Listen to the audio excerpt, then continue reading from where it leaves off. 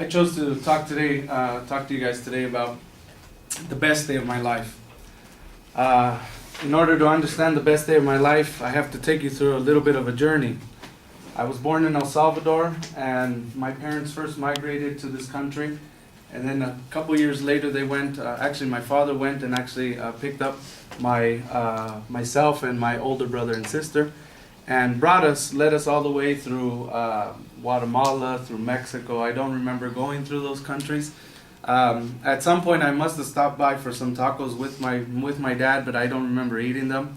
I do remember one part. I was about 3.5 years old.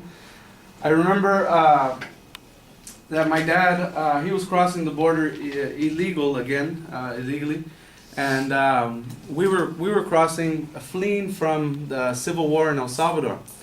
And that my dad was, his whole mentality was, I'm going to make a decision to be able to provide a better future for my kids and my children. It also was at the insistence and persistence of my mom saying, I want my children with me. So she persisted that my dad would actually go and bring us into this country. I was at 3.5 years old, and the instructions to my brother, my sister, and I were to be able to say, do not say anything when you're crossing the border. We did have visas, so it ain't like we had to go through the Rio Grande, or we had to go through crossing or running over hills and mountains or any of that. But we did cross over with visas, but I was instructed to not say anything when I was in front of the border patrol officer. But I wasn't good at following instructions at 3.5, so I was once I saw the border patrol, he asked any questions and who are these kids and everything, and all I said was, tengo muchos piojos. That means I have a lot of lice. At that time I had a fro, very blondish fro, and I actually came into this country with this passport. I came in with this passport, and at that time I guess they would put you with your brother, but you can see my fro there. And throughout this time, I would go through this country and going through many difficulties. My dad forfeited his right to be able to become a citizen in this country by participating in selling in drugs, prostitution, having illegal things that he would do all the time. I would find weapons in our household and all kinds of terrible situations that we would go through. And he got deported when I was 16. He was 39. He got deported because he got statutory rape charge, although the relationship was consensual. And he forfeited the right to the American dream.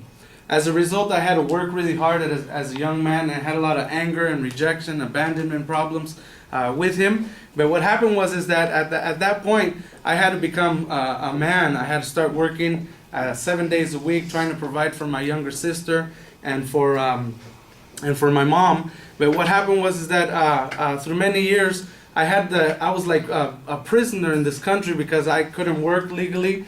At one point, I had to work under a different alias, and it was just terrible things until I went to decide to be able to volunteer at a place called the Dream Center, and then my dream would begin to unfold at that time because somebody actually took the time to invest and pay for some of the paperwork that I needed in order to become a citizen. The hurricanes and tornadoes in El Salvador were occurring at that time, and that allowed me to actually get a temporary protected status in employment to be able to work, and led me to be able to, after I got married with my wife, to be able to get my residency. I struggled with that for a lot of time because I couldn't go to school. At 18, I remember crying with the counselor, wanting to go to school, but I wasn't able to. But the best day of my life came on October 27, 2010, when I became a citizen, and I was able to actually pledge allegiance and actually sing the song, I'm proud to be an American, for at least I know I'm free. And since then, I've been able to, I've come back to school, I've accomplished many of the goals here in America. I've been able to start several businesses, be an entrepreneur, and travel the world. So I came in with this passport, but this is really what has caused me to be able to enjoy the world and see many different nations. I've traveled over 15 different countries and seen different cultures and different experiences. So October 27, 2010 was the best day of my life because I became a citizen.